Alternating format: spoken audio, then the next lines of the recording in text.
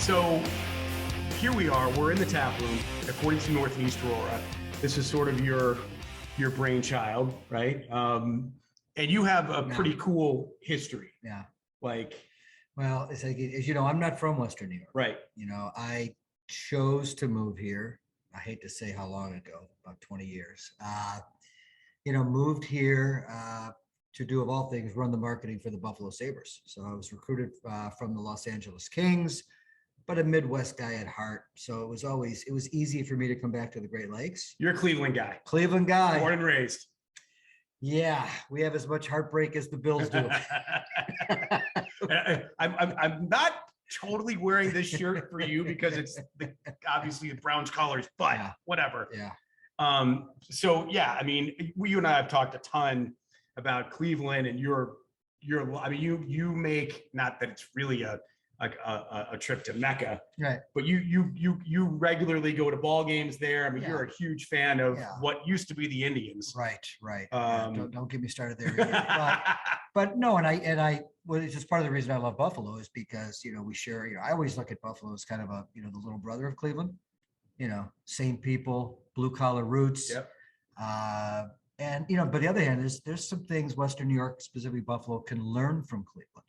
What Cleveland did to renovate and revitalize its downtown and the food scene, the bar scene, and the business. So, yeah, I think we could learn from Cleveland. Love Buffalo, but also love the fact that I can pop home when need be. I can testify. By the way, I was at the Bills-Browns game a couple of years ago and hadn't been in downtown Cleveland really as an adult. My wife and my brother-in-law and my niece and nephew went to the Christmas Story House and went to an Indians game when they were the Indians. And spent an overnight in Cleveland, but really didn't get to see the revitalization of the downtown. And even when I was traveling with the Bills, now this goes back about 10 years ago, that was sort of at the beginning of that revitalization. So the Warehouse District, right? And downtown, where it has just exploded, and it is a destination spot. Yeah, it is for visitors. I mean, forget about, you obviously have the Rock and Roll Hall of Fame. Right. Now you got Browns, you got baseball, and you got basketball. Right. You got everything literally within a mile of each other. Yeah, and you saw that the hotels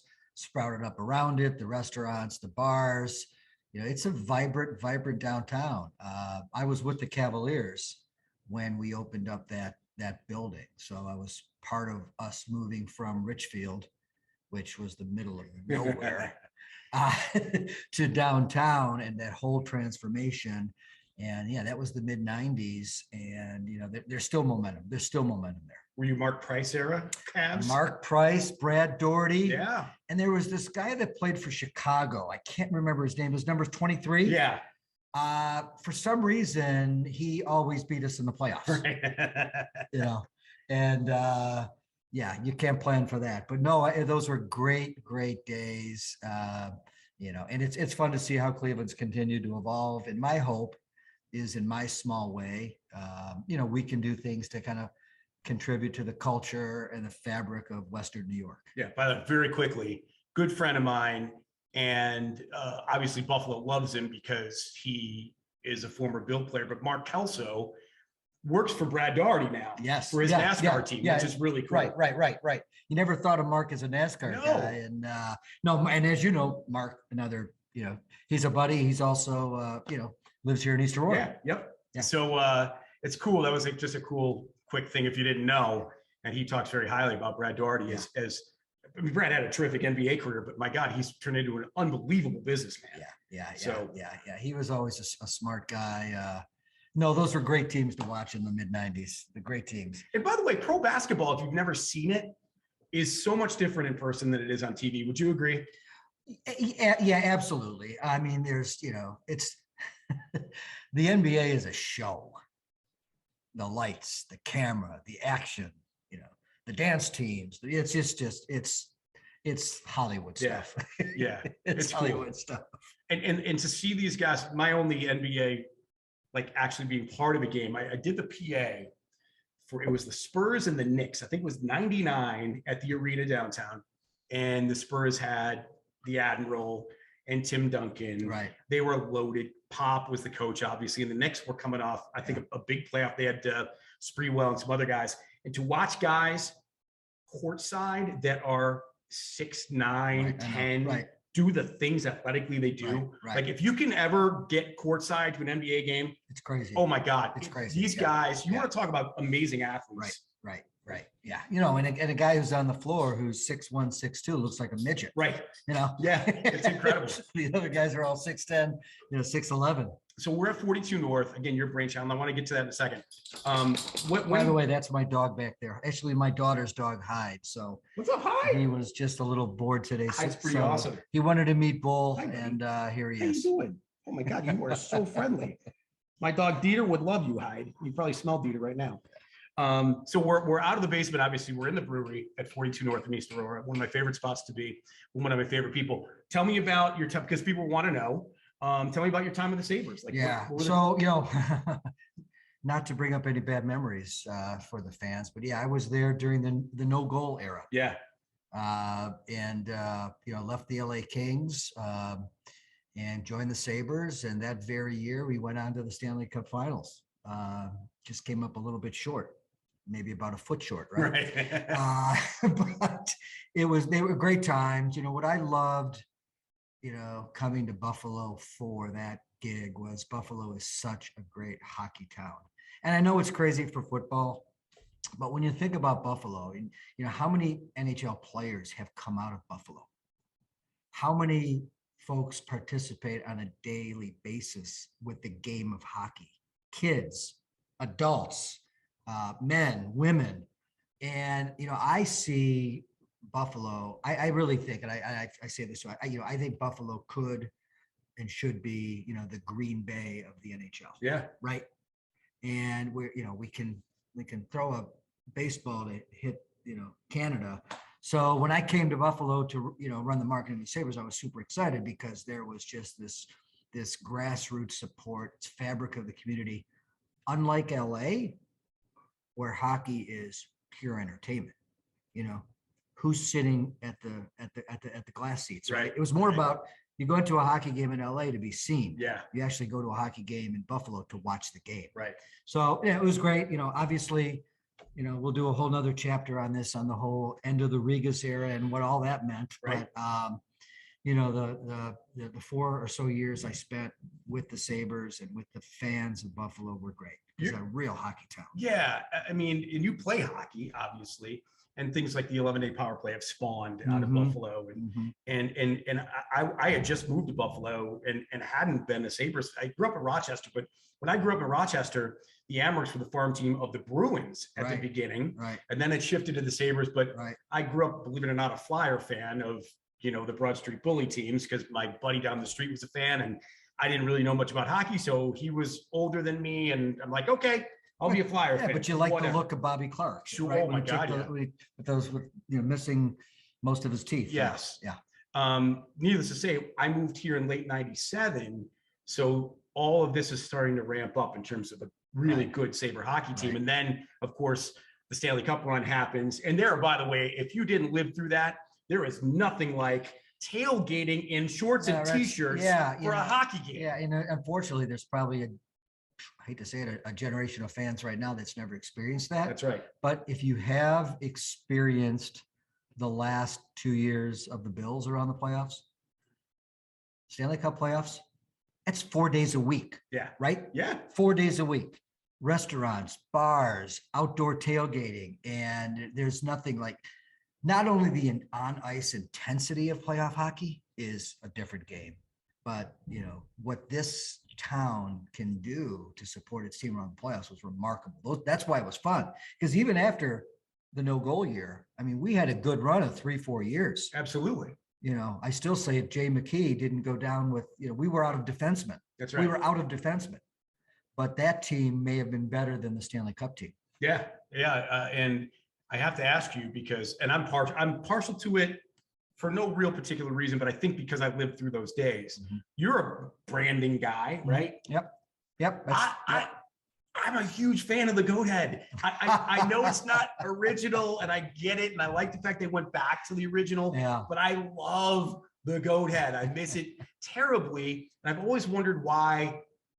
I mean, let's be honest, besides 75, that was the best team in team history. And they wore the goat head. And for some reason, there's this there's this resistance to even making that part of anything. And it just so bums me out because I would love to see, even if it was in the royal blue and gold, I don't care. Yeah.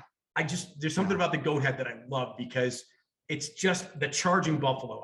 Something about it. Well, I did read actually in the last few days that the NHL is going to be doing some more, adding another retro jersey for each team next year. Yeah, why? I mean, maybe, right. you know, that's where that could see the light of day, as long as we don't bring back the slug. Yeah, no slug, absolutely no slug. Horrific. Wasn't the best line I heard about the slug is it looks like was it Barney from the Flintstones? Yeah, it looked like his hairdo. That's right. Yeah. Yes. By the way, I wasn't there for that, so don't. that was after my time. I'm wondering though, why wouldn't the NHL take? I mean, the NBA is probably bigger than it's ever been right now, and why wouldn't they take the lead from the NBA? And the NBA, each team's got like 7 different jerseys. It's crazy. Yeah, I love what they're doing with these kind of city nickname jerseys. Yeah. You know, so Golden State's just the city, right? Cleveland is the land, right? So really cool kind of, you know, nicknames, colloquial names of these teams. And it's really cool. It's really cool. Do you think the NHL doesn't do it purely because of tradition and old school mess? And maybe not the want to be maybe as progressive and wanting to be a little bit more rootsy, maybe. Do you think that's part of the reason why they haven't? No, you know, I just, you know, fortunately or unfortunately, you know, the NHL takes its cues from a lot of other leagues. So don't be surprised if in the next, you know, 24, 36 months, you see something like that from the NHL. Okay. They usually take their cues from the other leagues. Yeah. How does it work? Yep. You know, I mean, is the NHL the most progressive league? Absolutely not. Right. So there are some traditional roots, but if they see something work in another league, they will definitely look to bring that to their clubs. 2 more things before we get to why we're really here. To beer. One is this. Cheers. You've been around pro sports like most of your life in some realm, right? Yep. What do you think the next big thing is in sports, or a sport that is on the cusp of like next level? Yeah, well, we're witnessing it right now. Betting on sports. It is absolutely crazy what that has done. And what that's done is it's taken a Jacksonville, Atlanta game that no one cared about. All of a sudden they've got eyeballs because they have some skin on the game. Yep. I got to tell you, between fantasy football and now online legalized betting, you are going to see the ratings increase and in turn, the rights fees increase. It's crazy. Yeah. And again, we're just at the tip of the iceberg. Right? If you looked at the numbers for New York State, we blew all projections out of the water for online sport. Guilty. Yeah. Well, yeah, me too. So, you know, my bank account is suffering for it. No, so we're in the middle of it, and where you're going to see this evolve, you heard it here first. You're going to see this evolve to, you know, it's going to be truly mobile, and it's happening in some places now. Sitting in your seat. Yep. Live betting. Who's going to score next? Yeah. Who's going to get the next penalty next? So even if the game is out of reach by one team or the other, you're still engaged. Yeah. Huge. Yeah. The dollars are crazy. Okay, now I'm going to flip the page now because I know you're a huge baseball fan. What kind of money now and in the future is baseball losing? Yeah. Because of its current situation? I think it's losing money in the future because baseball is already challenged with the speed of the game. Baseball's challenged with participation. In Western New York, lacrosse is crushing baseball. Yeah. So now, you know, there's apathy. You know, the thing about sports is, you know, you never want people to be apathetic. You want them to be passionate, either love you or, you know, we're going to tear the arena down because they're passionate. Right now, baseball's like, oh, I didn't know we were missing any games. That's not a good thing. No, not at all. And it's really, it's a shame. I think baseball's, from the time of the game to the length of the game, starting World Series games at 8 p.m. Yeah. You're missing this next generation of fan, which is a really shame because, I love the sport of baseball. It's a great game, but I think we're losing a generation, and shame on both sides for not finding a way to get this done sooner. Yeah. Okay. So now let's go to 42 North. Was this a lifelong dream? Yeah. It took me 30 years to convince my wife it was a good idea. So seriously, I was hoping when I was back in Cleveland, when the arena was going up and the ballpark was going up, I was probably, 27, 30 years old, whatever. And I always wanted to start a brewery because when I traveled the country, I found the most authentic people in breweries. Just, you get the local vibe, right? Yeah, for sure. So, when all my travels with all my gigs or jobs, I always went to the local brewery, found the right people. So I wanted to open one in Cleveland. Good thing I didn't. It was probably before my time. It was definitely before my time financially, but it was also maybe before craft got to where it is now. Yep. But I always kept that, idea in the back of my mind when and if, and, I had an opportunity. The building we're sitting in used to be my marketing agency. Didn't look like this, but it was. And, finally, a little bit with, my wife and I became empty nesters. We pushed the kids off to college, told them don't come back. Just kidding, kids. But it gave us the opportunity to kind of work on the next chapter of our lives and follow a passion. And here we are 6.5 years later. It's gone really quick. Yeah, and it's a staple of the Aurora now, and it's a destination, obviously. And you guys have done so many incredibly cool events.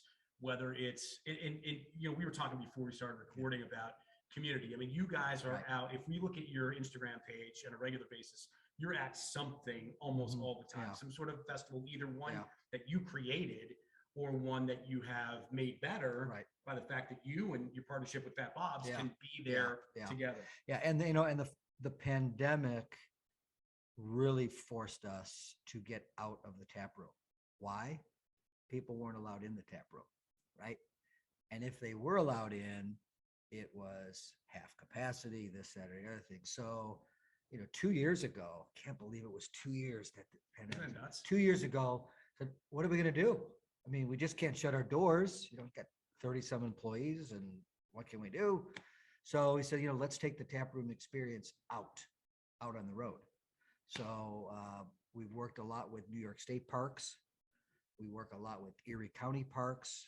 We do some really cool stuff with Holiday Valley.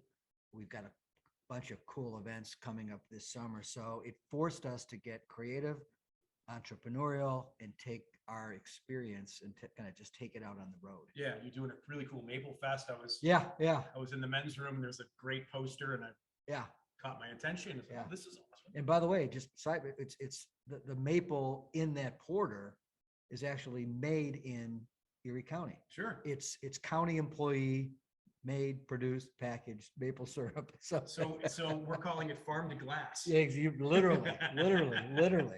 Yeah.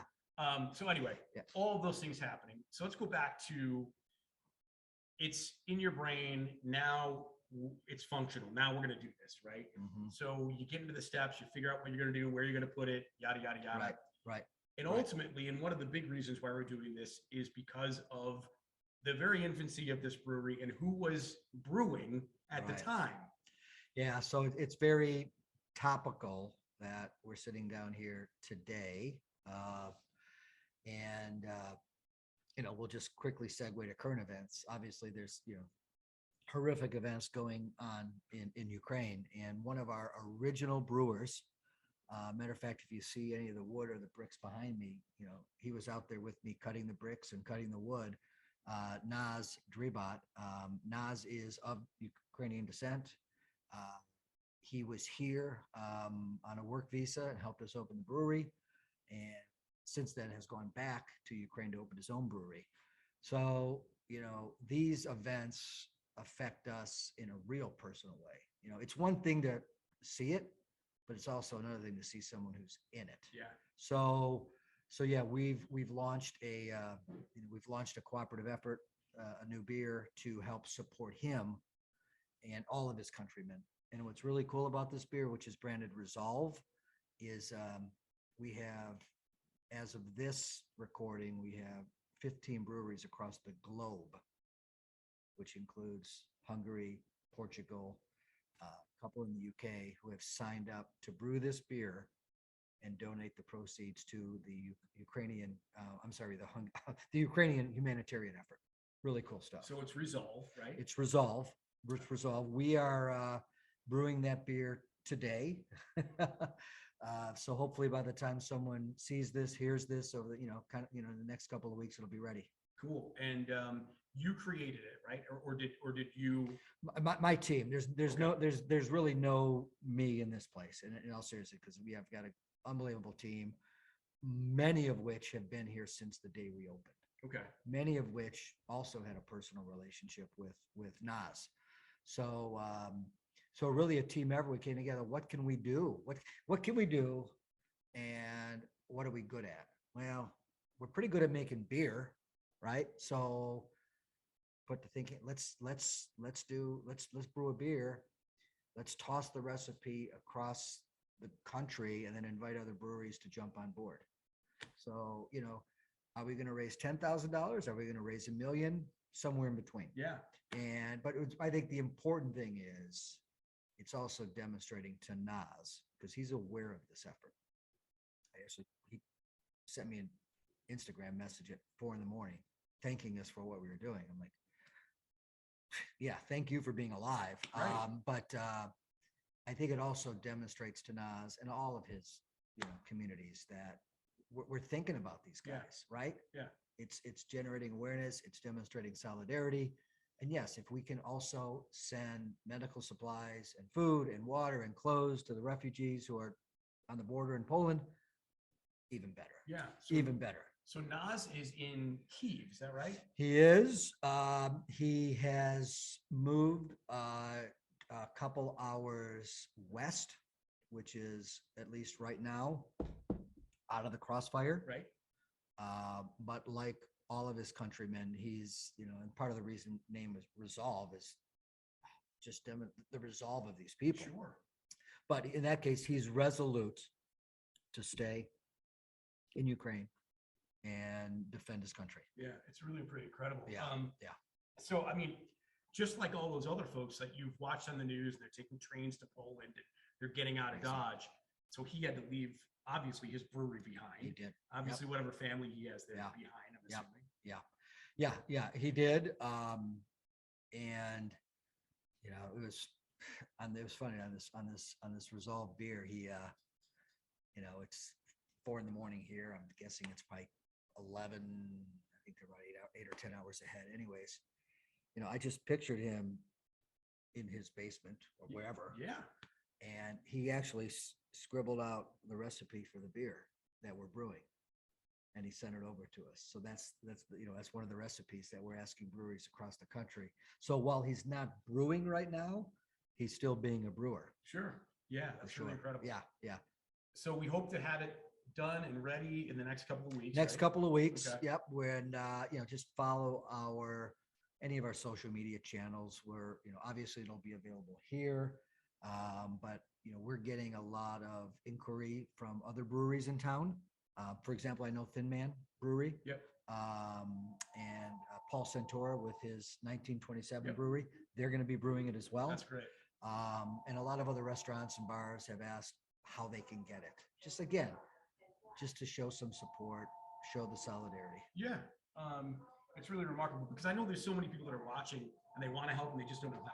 And we were the same way. Right. I mean, I'd love to get on a plane and go there and stand next to him. Yeah. But that's probably not the best idea.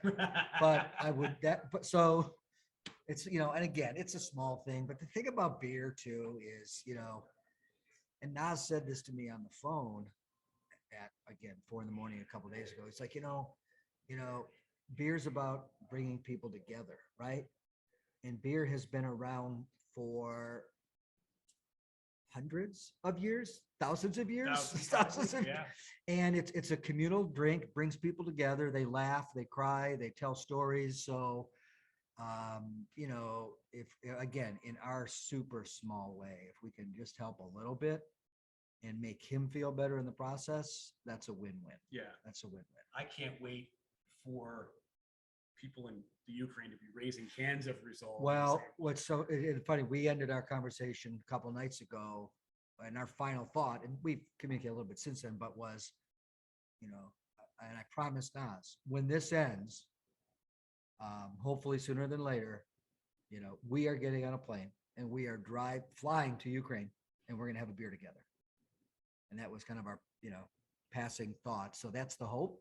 And again, hopefully sooner than later, because it's, you know, it's tragic. And it's awesome what you guys are doing. I mean, beer hits home to a lot of people. This is a big beer drinking community, as we know. So now folks that didn't know how to help and how to give, what an awesome way. Yeah. Yeah. And again, Easy. yeah, lots of breweries in town. I was, you know, again, I mentioned Thin Man in 1927, both jumped on board. Other breweries said they're going to try to jump in as well. And it just goes to show, you know, kind of the community, especially the craft beer community of Western New York. You know, it's, we're all buddies. Yeah. You know, I mean, we compete, but in a fun way, Sure. right? You know, it's end of the day, all the craft breweries, we're really competing against the big giant breweries, right? For sure. Because we're still the underdogs. Yeah. And you see all the collabs that happen on a regular basis between a lot Yeah. of local breweries too. Yeah. And it is fun, and it's a cool, and it's funny because I'd like to think that for most brewers, obviously a lot of them were probably hobbyists of it. And then they were now able to actually, for if they wanted to, make a living out of it. Yeah. Which is great. Yeah. Yeah. And by the way, just on that note, you know, if you know, if the Buffalo News or Business First, you know, writes another article and the headline is Buffalo craft beer is booming, you know, I'm going to have to make a call to the editor because it's a tough business. Yeah. It's a tough business. And people got into craft, myself and my wife included, for honestly, not to make money. Sure. I mean, we do need to make enough money to employ 30 some people. We do need to make money to give back to the community like we're doing with Resolve. But, you know, people get into craft beer for the passion. You know, it's much more of a vocation than it is a profession. You know, the days of, you know, the big breweries, you know, getting national distribution, those are few and far between. So you get into this for your heart. You really do. Yeah. If you're getting into it to think you're going to make a boatload of money, there's other places to do that. Sure. Yeah. and it is cool to, you know, I'm assuming for brewmasters to just the joy of watching smiles on people's faces when they're just like, you go to a mom and pop bakery in the street corner of East Aurora or wherever, Right. where they see you you're enjoying their cupcake or whatever. For brewers, it's got to be the same. Yeah, no, it is. It's a product, and it's great to see it on the shelf. There's that pride of authorship, and you know, it's funny. A lot of people ask me, it's like, I don't get it. You were a sports marketing guy. Now you're doing the brewery thing. What gives? It's really similar. And they both go together. I mean, Well, now they go together, but it's again, it's the experience, right? Yeah. Right. So when I was marketing the Sabres or the Kings or whoever, you know, to watch people stand and cheer and, you know, and that all the emotion, you know, in the brewery business, we're still selling an experience. Yep. You know, especially when it comes to doing events outside the brewery. Yeah. You know, so a lot of similarities, you know, good product, which hopefully will happen soon for the hockey team. Great experience, right? Shake hands to the fans when they're coming into the arena. Shake hands to the customers when they're coming in the brewery. A lot of the same principles that you can apply. You know, at the end of the day, it's the hospitality business, right? Yeah. Even this, you know, sports is still hospitality. Sure. Sports is entertainment. And you can't take that fan for granted for sure. Yeah. Just like we can't take our customers for granted. For sure. For sure. And that's part of the reason why, you know, you just don't have a stout or a porter or a pilsner, Right. or a IPA. You Right. have Right. an enormous supply of pretty much anything anyone would want to drink in the beer market. Yeah, So- because if it was me, we just have 12 IPAs. right. Wonderfully you don't, so you can Exactly. interact with other Exactly. people. No. That's where I put my marketing hat on, say it's not about me. But I do want to commend, our brew staff, which included Nas. The Pilsner up there is his recipe Yeah.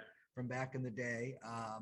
And the team we have now, they're cranking out great stuff. And by the way, Great stuff. it would seem to be, and I've been here a million times, almost like a kind of a thankless job. I mean, they're working 9 to 5. This place is dark. Yeah. The tap room, but Right. they're back there busting their ass 9 to 5. Yeah. And Yeah. nobody's Yeah. and they're generally faceless unless you knew that Right. they were the brewers, you Right. wouldn't know. Right, So, right. Yeah, no, and I try to get them out front. They're like, no, we're good back here. Yeah. We're the wizard behind the curtain. Right. Great, that's great. Yeah. That's great. But a lot of the credit goes to, I mean, you got to have, especially now in Buffalo. I mean, there's great beer coming out of Buffalo. So Buffalo, it's like, the bar has been raised. So it's like the entry is you got to have great beer. Then, okay, make sure you have a good experience. You have great people in front of the bar, et cetera, et cetera. But again, credit to those guys. They don't want to be out front, but they're the ones who are cranking out the product. Being the marketing and branding guy that you are, tell me about the meetings in terms of deciding what labels are going to look like and beer names are going to look like. Because my God, considering the number of craft breweries in the States now compared to what it was maybe 10 years ago, you got to really watch out for what's been taken and not. Oh, it's crazy. It's crazy. It's crazy. So what is that? It's got to be fun, right? I mean, you're throwing all kinds of things. Yeah, it's fun. We as a brand, we try to put some boundaries around the name, because 42 North, for those of you who don't know, is where we live. We're on the 42nd parallel. So our brand is tied to geography, right? Our brand's tied to people, places, and things that happened on the 42nd parallel, right? Borderland, we're on the border, right? Canada, Illumination, that's our Pilsner, City of Lights, right? So so it helps because we're in a little bit of a box, so we're not just throwing crazy. But it's such a challenge because there are, I don't know, last time I checked, 8,572 breweries in the US.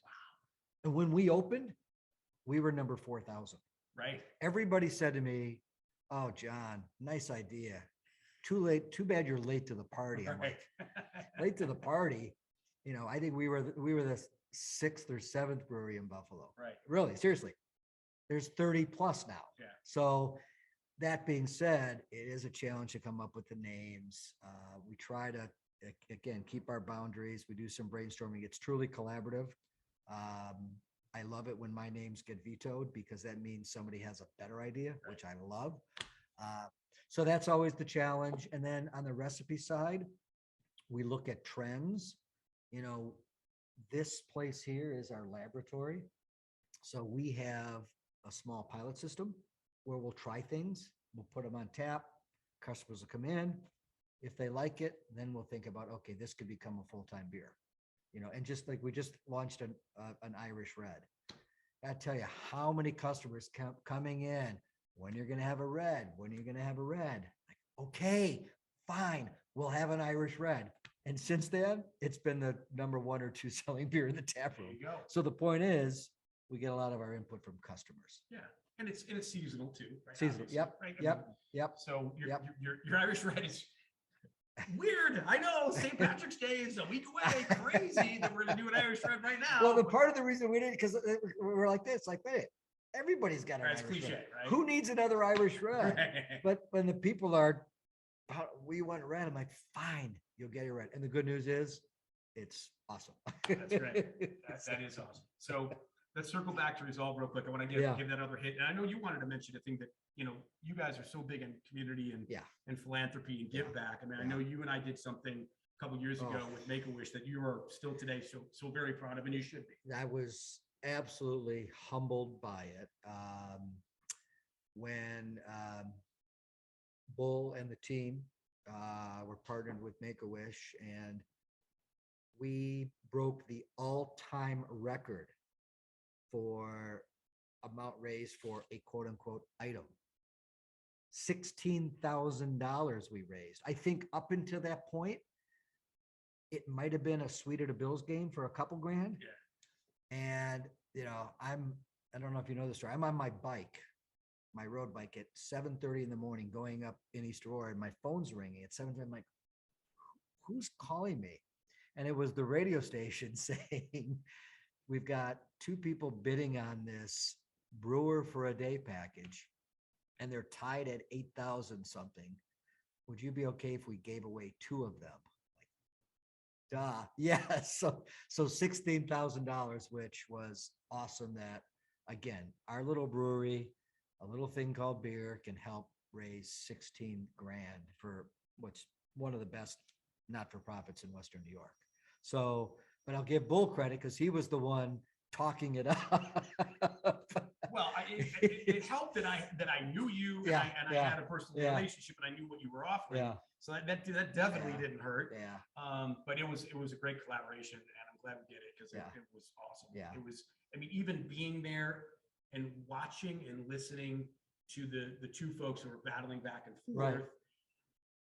Yeah. I mean, like tears were welling up my eye. Yeah. I'm like, I cannot believe this Yeah. kind of, we know Yeah. Western New York is the region. I like to call it the region of good neighbors. I know Yeah. Buffalo, the city of good neighbors, Yeah. whatever. It's the Right. region of good neighbors. Yep. But to see that outpouring It's crazy. of giving Yeah. was, And I was here for both. I met both couples. I gave them the tour, salt of the earth people. And they weren't crazy beer people. They were just crazy giving people. Yeah. And they said, this sounds novel. It's a great cause. So yeah, they brewed a beer. We put them up in the Airbnbs, which was cool. And then they came back when the beer was ready and had a big party with their friends. Yeah. So It was super easy cool. for us to do. I mean, we You're just right. had to open our doors, Yeah, right. but you had to ask. I did. That's You right. had to ask. And you had to say yes. Yeah. So there's a couple bumps in the road that had to be navigated, but we did it. So Resolve, benefiting the folks in Ukraine, hopefully a couple weeks away. Yeah, the website for that is resolveukrainebeer.com. Resolveukrainebeer.com. You'll see the cause, you'll see the inspiration, and also see all the breweries that are jumping on board. Yeah. Prayers obviously to Naz. And Yeah. That's hope. And I know you're in contact with him. So, Yeah. certainly keep Western updating New York, folks. West Buffalo, Western New York is absolutely his second home. He desperately wanted to stay, but let's just say at that time the immigration rules were not in his favor, Mhm. so he had to go back. But I got to tell you, he loves this and he loves the fact, and he's grateful that we're all jumping on board. Yeah, and we should be. And it's a great way to do it, especially if you're a beer fan here in Western New York Yeah. or wherever you're living, wherever you're watching this. Obviously, this is global because it's online. So wherever you're watching this, one more time with the website.